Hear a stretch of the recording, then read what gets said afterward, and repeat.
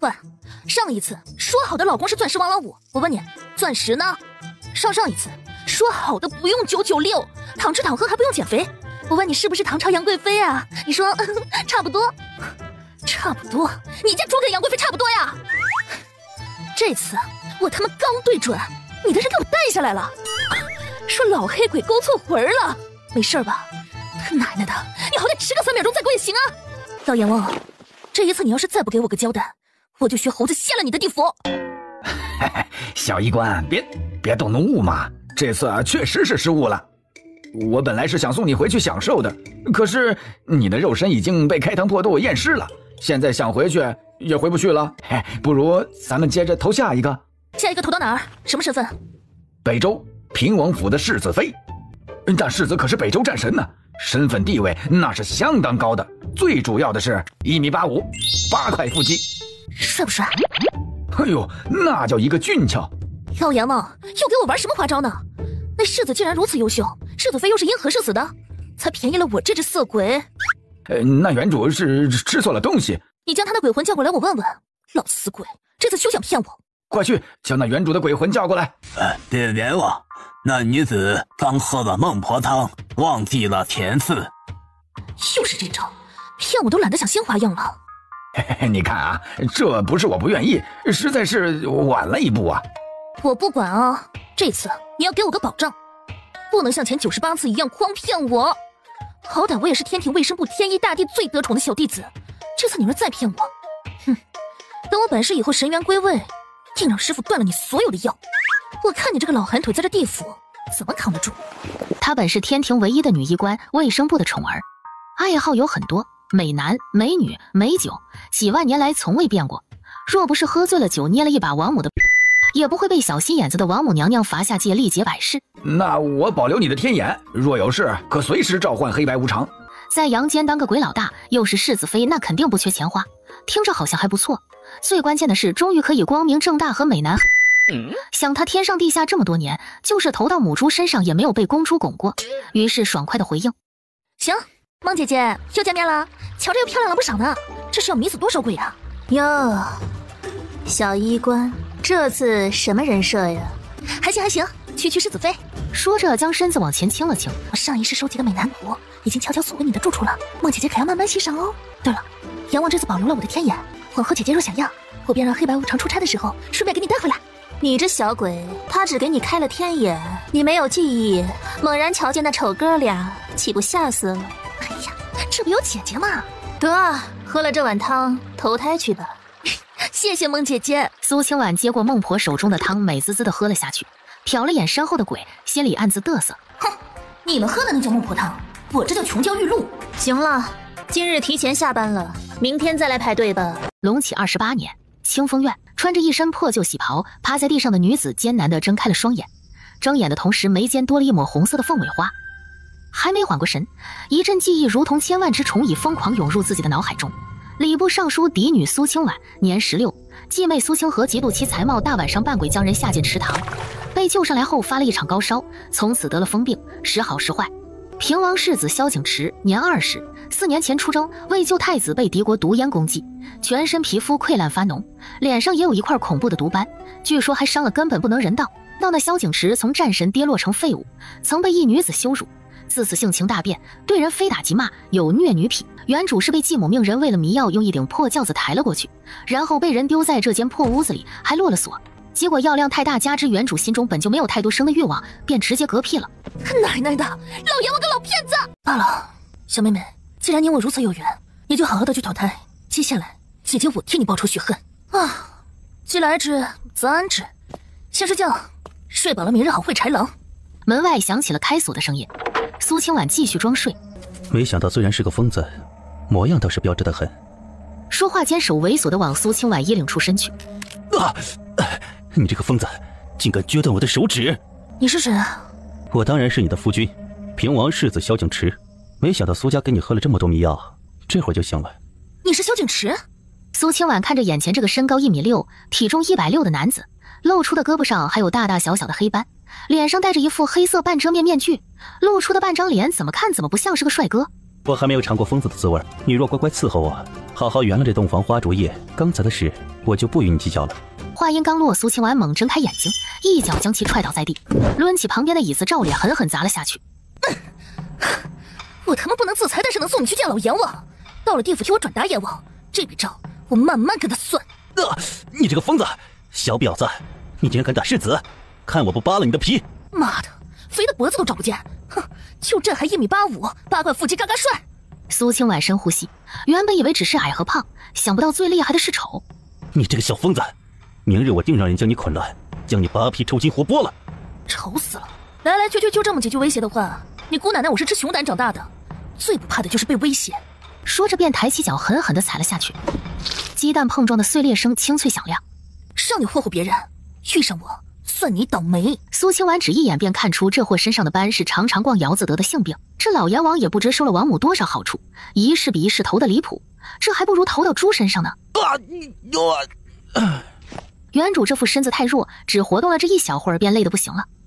看了眼地上的萧景池，丑得影响自己睡眠，挽起袖子使了使劲，拽着脚脖子将人拖出去，一路拖到了茅房，扔进了屎坑，拍了拍手。屎就该待在属于自己的地方。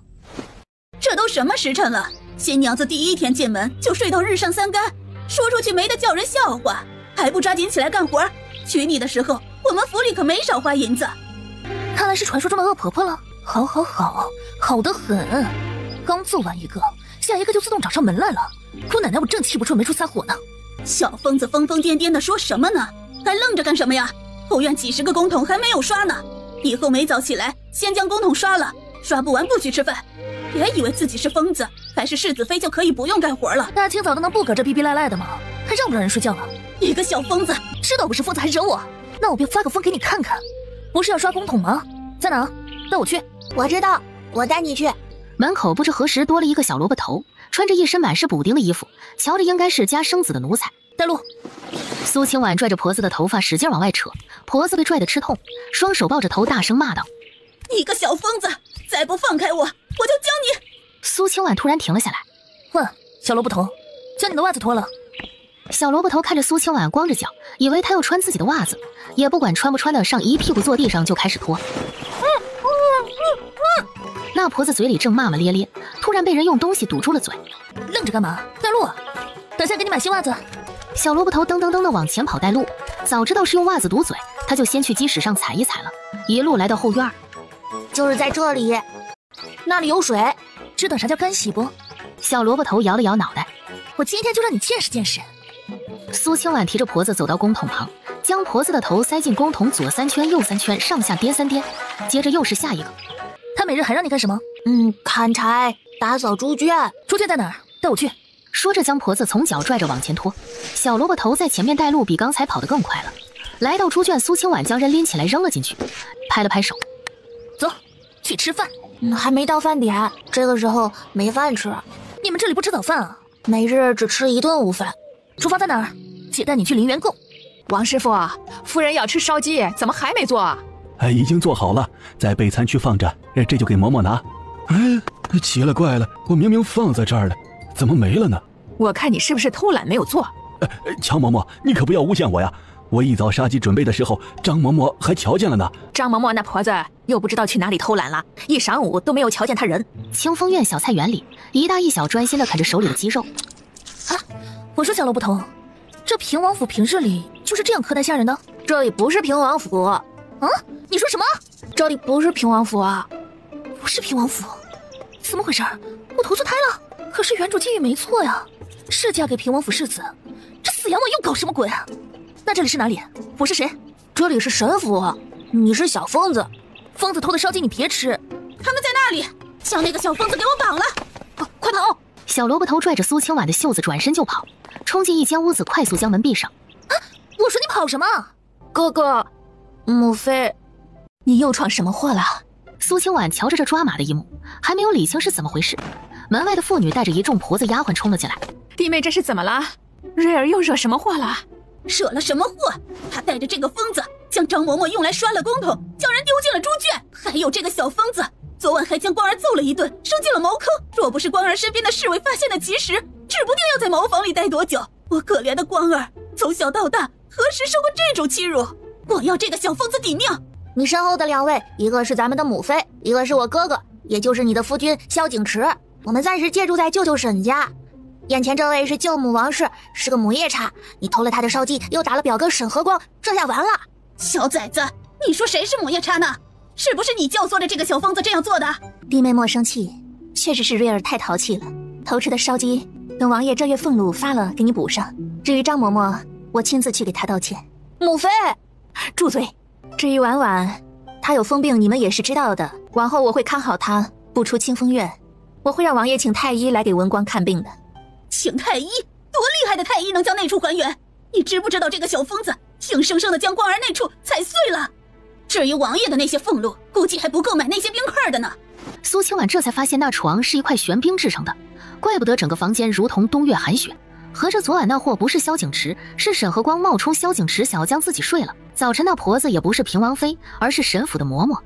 够了，这块玉给舅母，自当是赔了今日的烧鸡和张嬷嬷的损失。大哥，我可以不与他计较，但光儿的事儿，我一定要让这个小疯子偿命。我倒是想问问舅母，我母妃为了防止世子妃发疯，特地将人暂时关在清风院后面的屋子里。我那表弟大半夜是去干什么的？又怎么进去的？还有谁看见是世子妃打的？萧景池戴着面具，看不清脸上的表情，但是语气冷冽到让人不寒而栗。王氏一时不知怎么说。舅母可要想好了再说，觊觎世子妃可是要诛九族的。好，今日就算是光儿倒霉，但是迟早有一天，我会让这个小疯子偿命的。她是世子妃，舅母可要慎言啊。王氏想要撒泼，又忌惮萧景池。虽然他现在是个废物，但是身上散发出来的气势足以震慑住屋中所有人。再者，皇上疼他比疼太子还甚，背地里怎样都无所谓，面子上还是要守一守规矩的。正准备将玉佩塞进腰带收起来离开，不想被苏清婉眼疾手快抢了过去。小疯子，你要干什么？小疯子，小疯子，小疯子也是你教的？知道我疯还问我干什么？当然是发疯啦！婉婉不可，她好歹也是你的舅母。呸！老十子舅母，想给姑奶奶我当舅母，也不怕折寿。你这个小疯子，今日我定要扒了你的皮！苏清婉突然邪魅一笑，眼眸冰冷地盯着王氏，又像是在盯着王氏身后的张嬷嬷。你先躲开，我做完他你再爬上去。王氏和张嬷嬷面面相觑，这傻子跟谁说话呢？你能看见我？废话真多，你滚不滚远？不管远连你一块揍了。废话真多，你滚不滚远？不管远连你一块揍了。那鬼魂闻言乖乖地飘到一旁。夫人，老奴瞧着他此时定是疯病犯了。张嬷嬷话音刚落，苏清婉抄起一旁的凳子便扔了过去，狠狠地砸在了张嬷嬷的额头。哎呀，就是你每日让一个10来岁的孩子刷几10个公桶，还干一些重活粗活，那是他自愿干活抵债的。你们平王府可是欠我们神府不少银子，就娶你还借了100两呢。那不能让一个7、8岁的孩子刷公桶啊！苏清婉抓起桌子上的茶杯，又扔在了张嬷嬷的脸上。我去，你也太猛了！那鬼魂冲着苏清婉竖了个大拇指。闭嘴！母妃，嫂子在跟谁说话呢？那墙角没人呢。可能是疯病发作了。小，你竟然还敢动手！还有你，竟然纵容着不管！你们现在就给我滚！啊！王氏话还没有说完，便被苏清婉咔嚓一声撅断了手指。我最讨厌别人拿手指着我。都傻看着干什么？还不将这个给我绑了！啊，弟妹，都是误会。误会？你管这叫误会？老沈，你走开！小罗不同，将老沈看住，别再来事儿。萧景睿噔噔噔跑上前，将自己母妃熊抱住。这个疯嫂嫂她喜欢。你敢！苏清婉单手钳住王氏的脖子。你们谁若是敢过来，我便拧断他的脖子。北州人人都知道我是个疯子，疯子发疯是不犯法的。我就是杀光了这个屋子所有的人，也不会有事儿。小疯子，你少在这里吓唬人！都跟你说了，小疯子也是你能教的，我看你是找削。小萝卜头，拿把杀猪刀来，趁着我发病将他先宰了。婉婉不可，侄儿，快让瑞儿从我身上下去，再这样下去会出人命的。萧景睿，婉婉听话。哎呦，小凤，你给我等着！姑奶奶拿着2米大砍刀，就坐在这等你。老沈，我要喝水。母妃这就去给你烧水。平王妃出去后，苏清婉没有管其他2人，而是瞥向角落里的鬼魂。你不去乖乖投胎，整日游荡在这府中做什么？我劝你不要多管闲事。这都成野鬼了，还威胁人呢？这府中布的正是对付你的吧？那鬼魂突然凶恶地飘向苏清婉，想要吓唬她，还未飘过去就被苏清婉额间的凤尾花伤了魂魄，连连后退。你好心帮你，你不愿意，那就滚吧。等着7749日后成了孤魂野鬼，3界不要，6道不收。当真能帮我？滚！初来乍到，你俩谁跟我说说这到底是个什么剧本？这一家子为什么会借住在神府？自己那便宜婆婆瞧着倒不像是个坏的，这便宜老公还有待考察。你这会儿是清醒的？趁着我清醒，快跟我说说，以后发病就不会咬错人了。萧景池没有说话，萧景睿倒是开始一通888、778的说下来，苏清婉也听明白了个5566。萧景池的病每日需要睡在极寒之地的玄冰上才可缓解痛苦，玄冰运输困难，每运送一趟需要耗费不少人力和财力，连着4年平王府已经资不抵债，最后不得已将王府抵押，借住在了平王妃母家神府的清风院。那传言说的你虐女癖是怎么回事？都是舅母，他的儿子沈和光总是去青楼，又总是将一些女子绑回来，若有不从的就羞辱一通打出府去，他便将这锅都甩在兄长身上了。那些被折磨的女子也不敢招惹，所以不愿给兄长作证，久而久之就越传越离谱了。你这舅母叶家到底是个什么档次的？能这样祸害百姓就没人管？档次啊，就是官职。你舅舅什么官职啊？或者什么身份？刑部尚书。小萝卜头，我问你，平王府一共抵押了多少钱？问问母妃，母妃知道。婉婉问这个做什么？你只管在这院子里待着，照顾好自己，其他的都由母妃和你父王。放心，迟早有一日，咱们会再搬回去的。这话瞧着是给苏清婉说，实际是给萧景池说的。好孩子，渴坏了吧？快喝点儿。我能不能看看你的脸？你确定？我这张脸可是吓死过人的。再丑也丑不过沈和光和墙角那只鬼。小姨我哪里丑了？可怜的孩子，看来这疯病还挺严重的。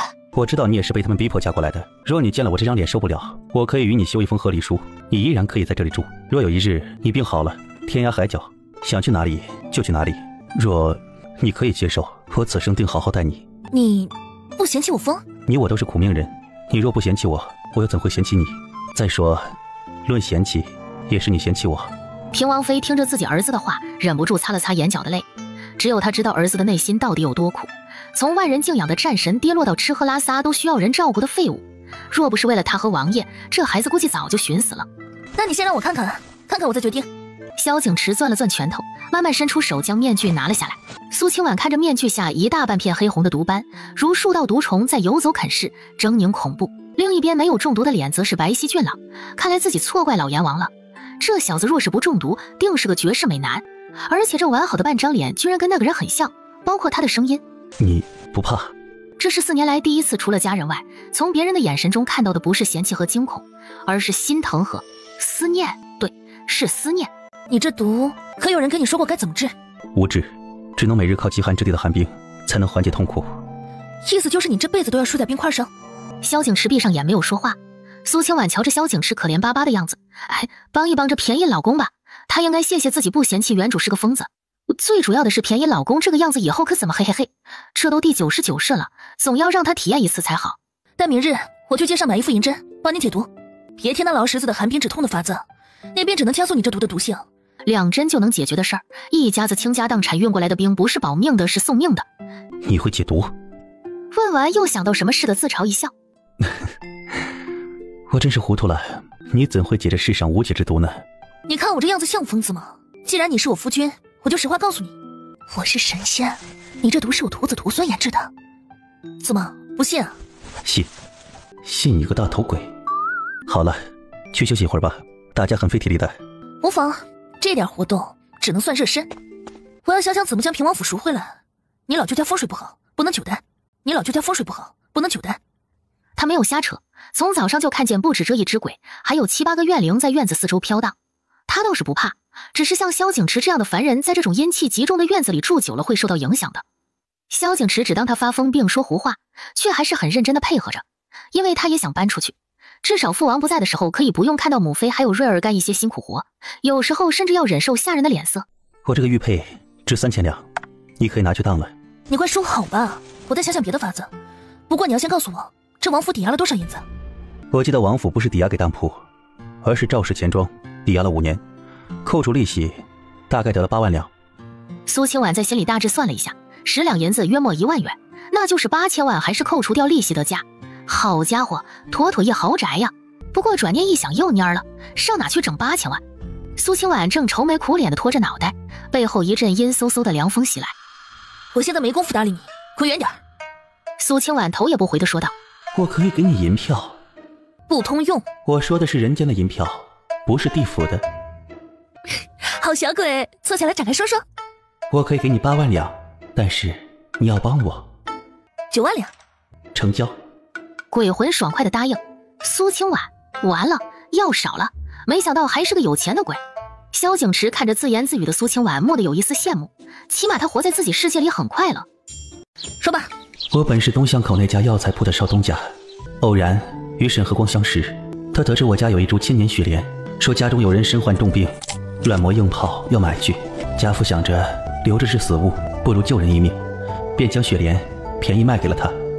谁知上门去要银子时，他却说没见过什么雪莲，还乱棍将我打了出来。争执间，我被推到了一块石头上。所以你就宁愿魂飞魄散也不投胎？我是要投胎的，可是那畜生竟然在我头七的时候带了一帮官兵去我府中，说我欠他一株千年雪莲，若还不上，就让我父母给1000两银子抵债。我父母不想我死还被冤枉，死也不愿，他便让官府将2位老人送进大牢，若不签字画押，就等秋后问斩，所有财产通通没收。你想让我怎么帮你？发疯将他们都杀了？不，我想让你救我父母出去，然后告诉他们儿子不孝，不能给他们2老养老送终。可以的话，帮我时常照顾一下他们，我可以将所有银票都给你。你这么有钱呢？实不相瞒，京城所有的药铺都是我家的，只是挂着不同的名号。不仅搞垄断，还规避风险。那你呢？自从我来沈府折磨了几次沈和光后，他便请了一个道士布了这个阵，将我困住不得投胎。还有这些怨灵，都是他将良家女子强纳成自己的小妾，怀了孕就被王氏灌汤药流掉。我投不投胎无所谓，只要我父母能好好的。行了，我知道了。不过你先要告诉我怎么给我银票，若是敢糊弄我，我可是比沈和光狠多了。我在赵氏钱庄存了一些私房，大概有20万两左右，我父母也不知道，本想着日后有什么急用可以支出来的。20万两还只是私房钱，这药铺1年不少挣啊。你先付我1半定金，等事成之后再付尾款。我这就随你去钱庄。不急，过2日再说。苏清婉说着便往屋子走，她要好好想一想该怎么救。突然看向一旁看书的萧景池，心生一计。你能不能信我一次？你说什么我都信。苏清婉看不到他的面部表情，不过依照声音判断定是红傻子的表情。我要是将你脸上的毒退掉，你能不能信我一次？他看过了萧景池脸上的毒和身上毒烟烧伤的不同，被烧伤的需要长时间服一种草药才可以恢复如常，但是脸上只需要银针扎一扎就可以。好，你可以去城西的玄机堂找他们掌柜，提我的名字，绝对好事。走。萧景池瞧着苏清婉自娱自乐的样子，笑着摇了摇头，就当养了个小宠物，必要的时候还可以关门放玩玩，好像还不错。去给我拿1副银针来。嘿，得嘞，姑娘，这最次的银针也要1两银子。姑娘，您是怎么付啊？怎么付？你这都能怎么付啊？这个简单呀，拿银子付啊，这散碎的银子、银票都是可以的。没钱。什么？没钱？没钱你往这儿瞎凑什么热闹啊？小要饭啊？那，看见没？对面那墙角那才是你那大本营啊。我没银子，但是我有说话好使的人哦。哦不，鬼。哦呸，什么又人又鬼的？别在这儿胡说八道，快滚出去，少在这儿耽误我生意。苏清婉看着一旁的男鬼，你倒是快告诉我你叫啥呀？何春花。苏清婉憋着笑，忙对店小二说道：何春花，他让我来的。何春花是吧？我打死你个何春花！什么何春花，还何秋月呢？快滚！何秋月是我妹。是不是你妹？待会儿再说。你先告诉我这是什么情况？我也不知道啊，是玄机堂没错，我就是他们的少东家。店小二瞧着苏清婉自言自语：嘿，这闹了半天是个疯子，快走啊！再不走，别怪我手中这棒子不长眼睛。苏清婉来不及闪躲，下意识闭起了眼睛，久没有感觉到棍子打在身上的痛感。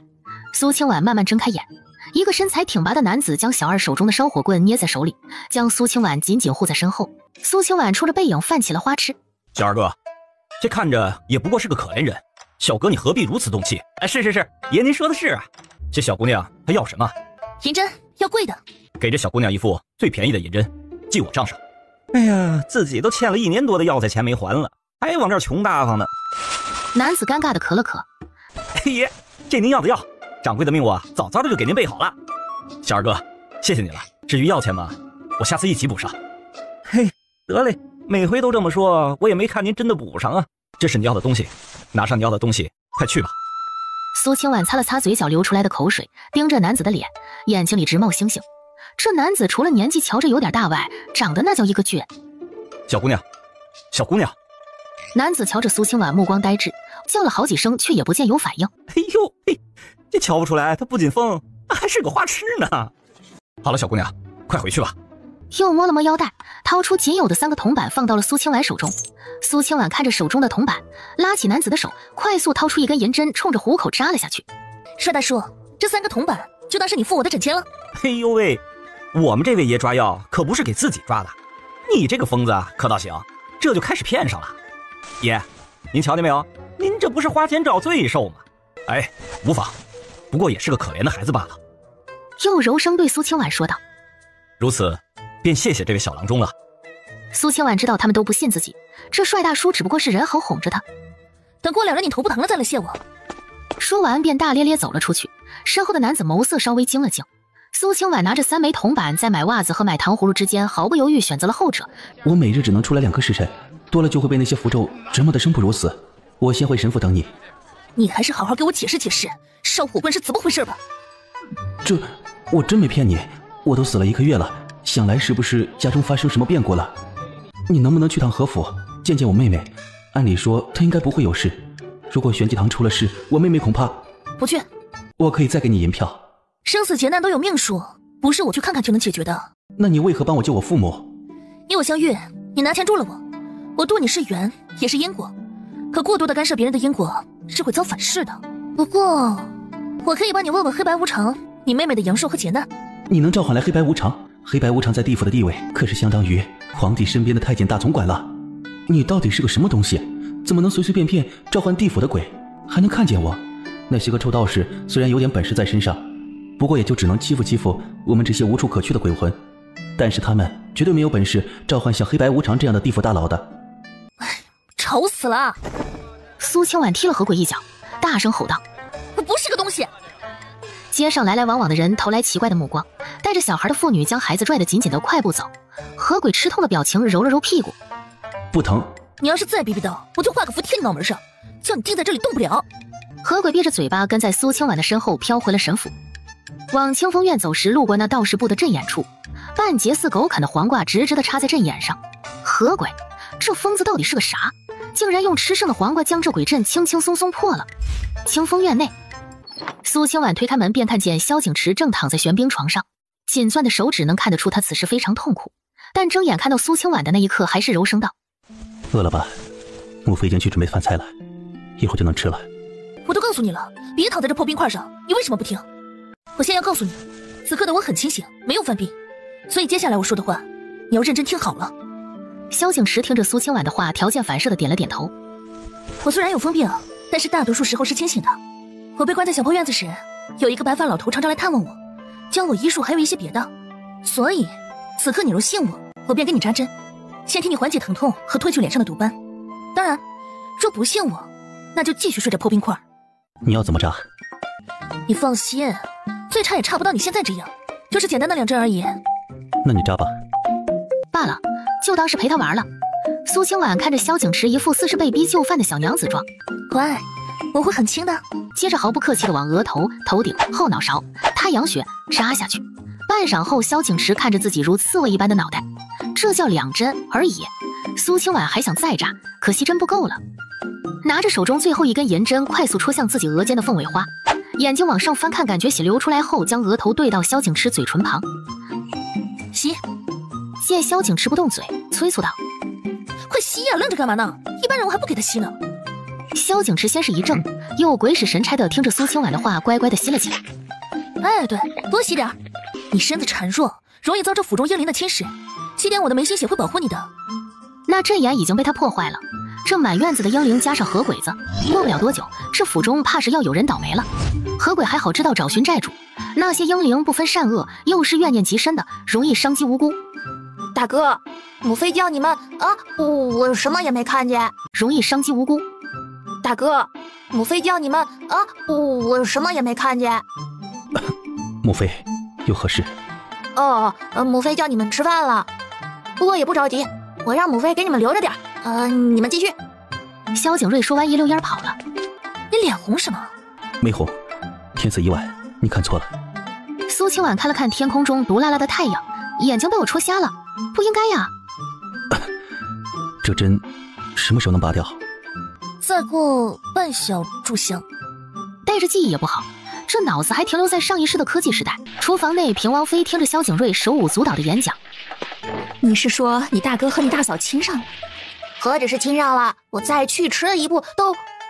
没想到你大哥好这口啊！起初知道苏家替嫁的事儿，还怕他受辱不舒服呢。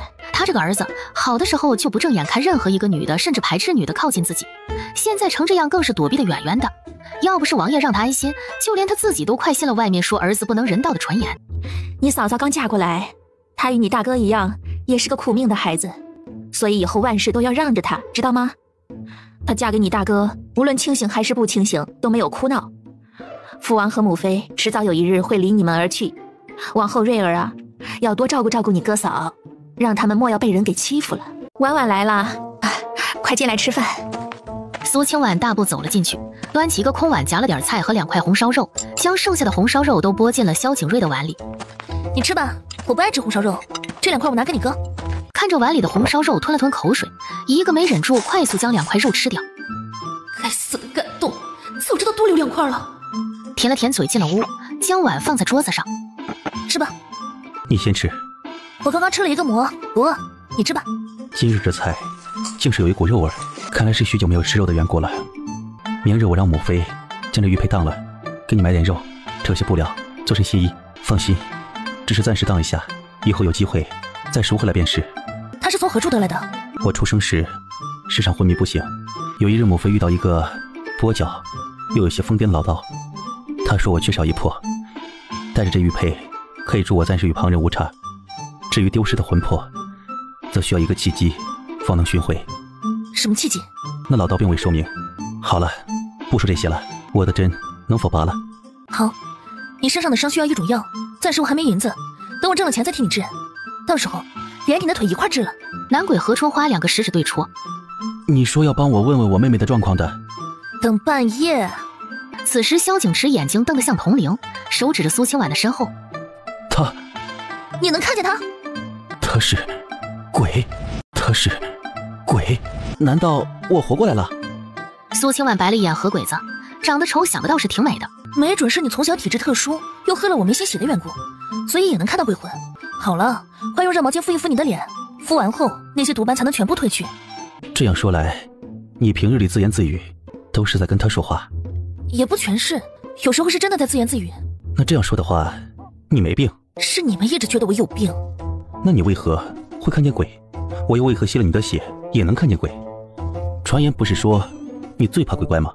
还收起你的好奇心，我也是那年落水后醒来突然血脉觉醒，不仅不怕鬼，还能看见鬼。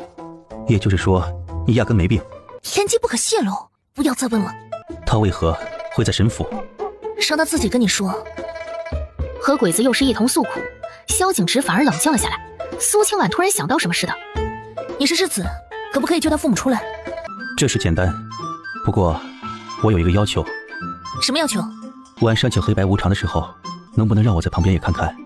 你不害怕就好。没想到这世上真有鬼怪一说。别没想到了，这个世上神奇的事情有很多，你倒是先说说怎么救他父母。那沈和光可有给你写过什么收据之类的？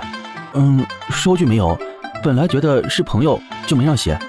若是有证据，今日便可直接去要求放人。没有证据，本世子也不好太过明目张胆。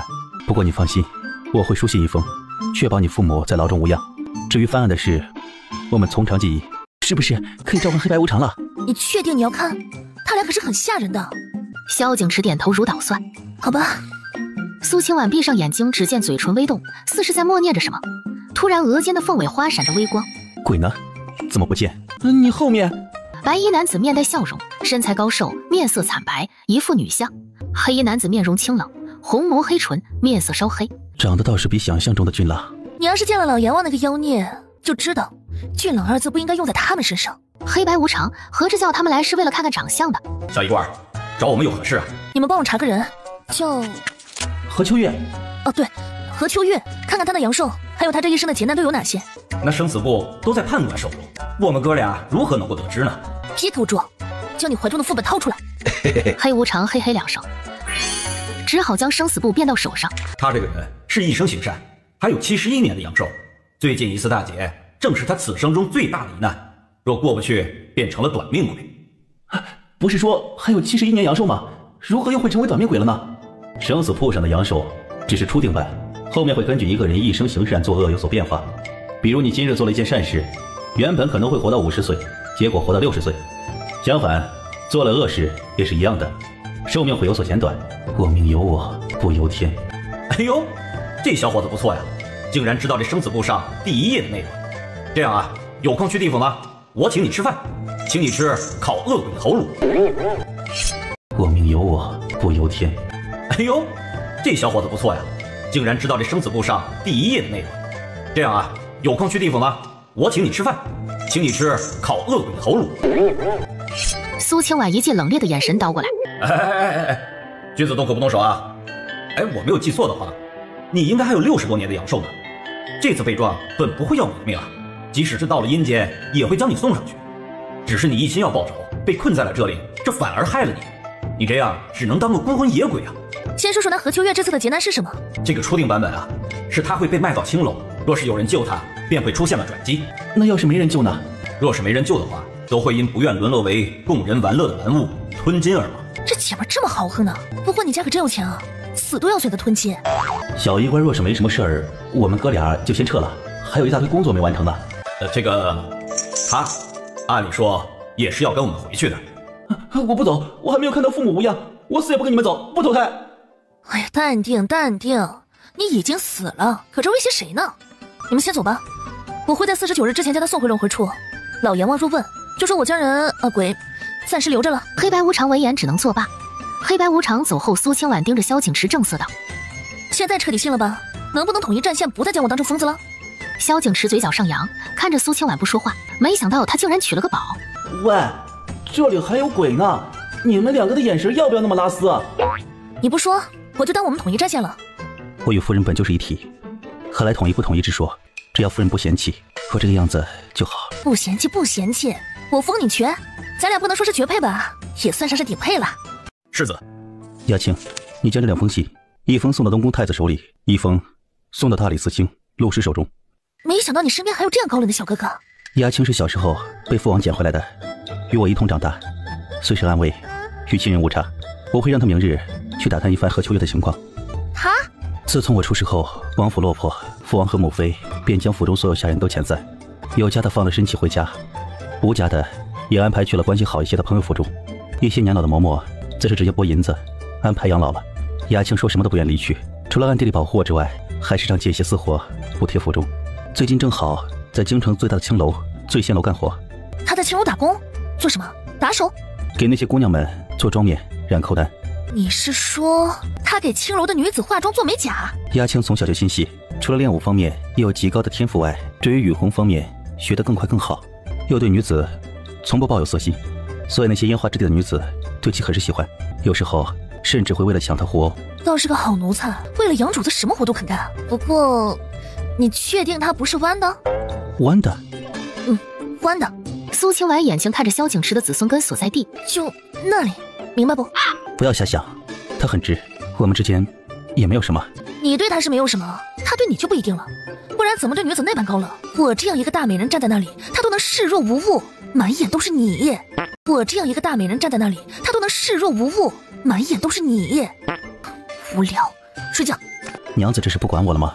你可以和我睡一张床，但是有些话我必须说在前头。你放心，我现在这个样子，就是想做什么也有心无力。无妨，我可以在上面，除了这个还有别的姿势，都是我。要不要听听你在说些什么？好歹避一避鬼。娘子以前的生活如此多姿多彩。怎么说呢？理论很扎实，实践还没有过。他就是想实践，老阎王不给他这个机会。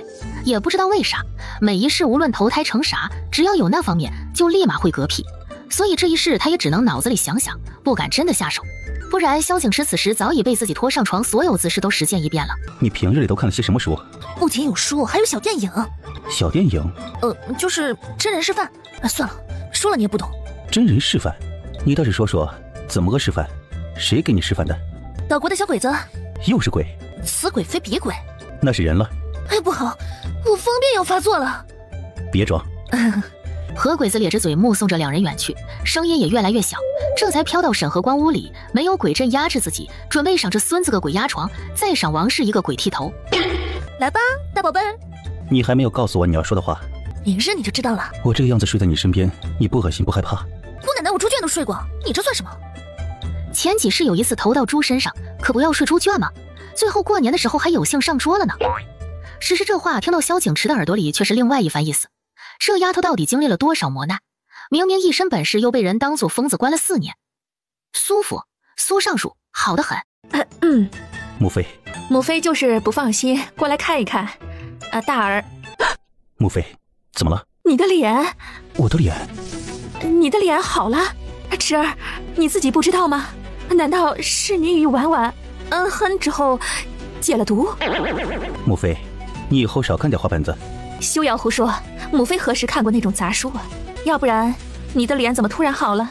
大儿，你怎么不说话了？母妃，我们出去说。大儿，快告诉母妃，你的脸到底怎么回事？怎么突然间就好了呢？萧景池略沉思了一会儿，将昨日发生的事情一一告知了平王妃。这样说，咱们家是娶了个宝，婉婉真的可以治好你的伤？现下看来是这样的，不过母妃，此事暂时还是不要宣扬出去的好。或者毒除了战场上被西越国的毒焰攻击，还有另外一种，才导致脸部成之前那样。婉婉说是长时间服用一种无色无味的毒药导致的，而且那玄冰床不仅不治病，反而会加速体内毒素蔓延，只是表面上会让我感觉到减轻疼痛。玄冰的法子是？萧景池眼神示意平王妃不要继续说下去，平王妃立马会意，隔墙有耳的道理她是明白的，更何况这还不是自己的府中。这可比看画本子有意思多了。等王爷回来，我一定要告诉他。母妃，你父王又不是外人，放心，母妃心里有数。嫂嫂，母妃让你起了后去她屋里。知道了，这么热的天也不知道找个凉快的地方。婉婉来了，快，热水已经烧好了，去沐浴吧，再不洗就没法要了。是该洗了，也没有扭扭捏捏，直接当着平王妃的面脱得光溜溜的。哟，你这孩子也不知道避着点人。长得都一样，有什么好避的？里衣是母妃按照你的体型连夜赶制的，外裳是母妃还未出嫁时你外祖母亲自做的，没穿过几次，后来你外祖母去了，就留着当个念想。哦，对了，还有鞋子也是，我瞧着婉婉穿大小应该刚刚好，便拿出来了，先凑合着穿着，等过几日再给你买身新的。谢谢你，老沈。我们婉婉可真是个美人胚子呀。老沈，你这话和嫦娥姐姐说的一字不差。是画本里的嫦娥吗？悄悄告诉你呀，母妃也常常看一些神仙爱情之类的画本子，还幻想着自己是个无所不能的女神仙呢。只要一心向善，会有机会位列仙班的。婉婉说的对，